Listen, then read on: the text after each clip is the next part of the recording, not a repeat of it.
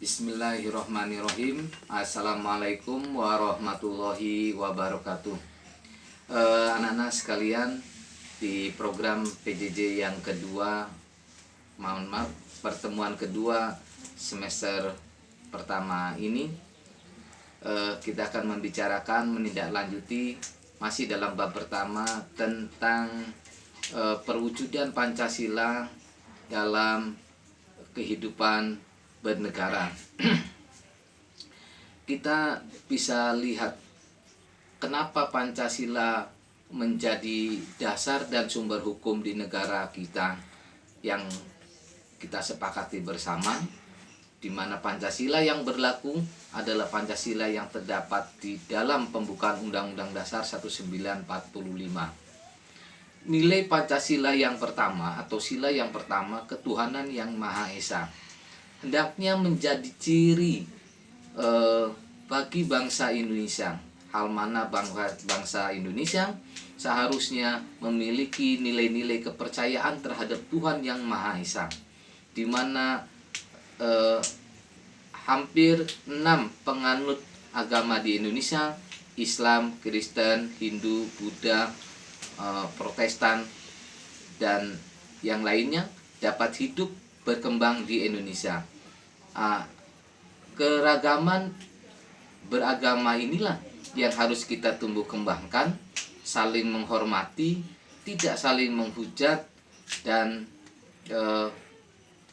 perlu dijadikan kaidah dalam penyelenggaraan pemerintahan di Indonesia. Rasa keadilan terhadap sesama umat beragama perlu diterapkan oleh kita selaku penganut agamanya maupun oleh pemerintah selaku pengayom dalam hal ini, pengayom penganut agama di seluruh Indonesia. Sila yang kedua yakni kemanusiaan yang adil dan beradab. Nilai-nilai kemanusiaan hendaknya pula menjadi kaidah dalam tata kehidupan bernegara dan berbangsa, bermasyarakat, bahkan di dalam rumah tangga, di mana nilai-nilai kemanusiaan bukan hanya menjadi wacana, tetapi harus dapat diaplikasikan dalam kehidupan sehari-hari.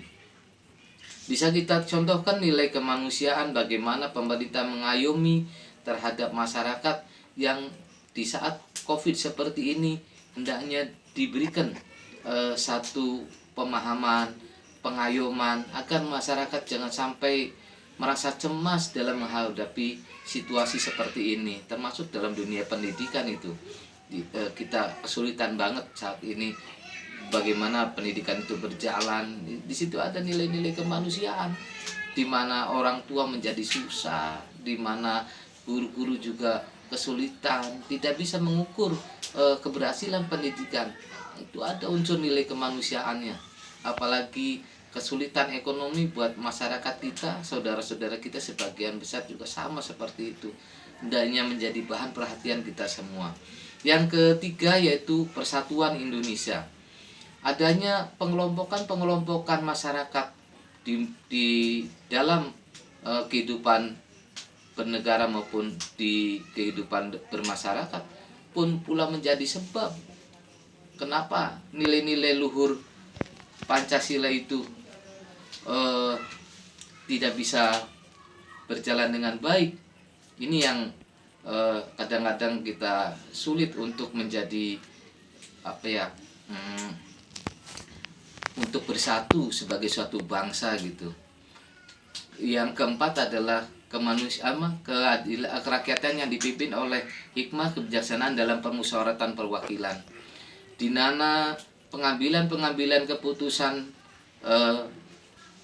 pemerintah, masyarakat dalam kehidupan ternyata banyak sekali mengalami kemunduran.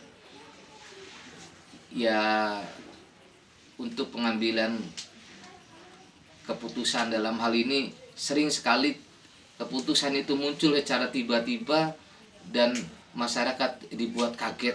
Kenapa terjadi perubahan begitu seperti ini gitu misalnya. Ya, saya sangat sulit mengungkapkan hal seperti ini. Mungkin kalian bisa lihat fenomena di masyarakat di mana nilai-nilai musyawarah itu tidak terdengar lagi, hikmah kebijaksanaan itu tidak terdengar lagi karena kuatnya arus hegemoni kekuasaan. Yang kelima adalah nilai-nilai keadilan sosial bagi seluruh rakyat Indonesia. Seluruh yang pemerintah lakukan, kita lakukan bersama, seharusnya mengarah pada unsur-unsur keadilan bagi seluruh bangsa Indonesia. Namun dalam kenyataannya banyak sekali mencederai rasa keadilan bangsa Indonesia sendiri. Misal contoh, kesulitan dalam mendapatkan lapangan pekerjaan di situasi COVID seperti ini. Kita banyak mendengar informasi di media massa, kita kesulitan ekonomi, sementara yang lain masuk ke negeri kita, bahkan mengambil bagian dari usaha-usaha yang sifatnya kasar, bukan ahli, pekerjaan ahli. Ini yang menyebabkan bangsa kita juga sekarang mengalami kemerosotan dalam menanggung kehidupan yang berkeadilan.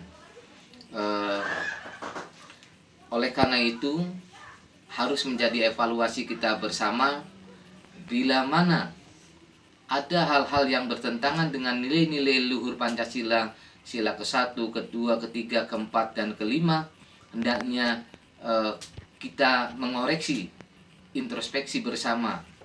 Harus kita perbaiki.